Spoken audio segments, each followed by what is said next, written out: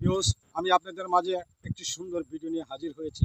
সেটি আমি নেত্রকোনা হাবল, আমি আবার নেত্রকোনাতে চলে আসলাম। সেই নেত্রকোনা আটপাড়া থানা 3 নং ইউনিয়ন 8 নম্বর নারায়ণপুরে চলে আসলাম সেই সুন্দর একটি ভিডিও নিয়ে।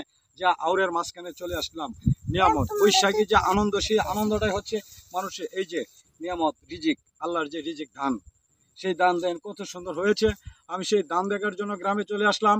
আর এতই আনন্দ লাগতেছে সে যেটা বলার মতো নয়। আপনারা যারা শহরে আছেন, দেশে আছেন, দেশের বাইরে আছেন, সকলকে বলছি আপনাদেরকেও দেখার যে ভিডিওটা নিয়ে হাজির হচ্ছি সেটা একটা দেখার বিষয়। দেন কত সুন্দর, হ্যাঁ, আল্লাহ নিয়ামতের জিনিস দেন কত সুন্দর। বৈশাখ মাস যদি গ্রামে আসতেন তবে বুঝতে পারতেন আম কাঁঠাল ধান কত আনন্দ।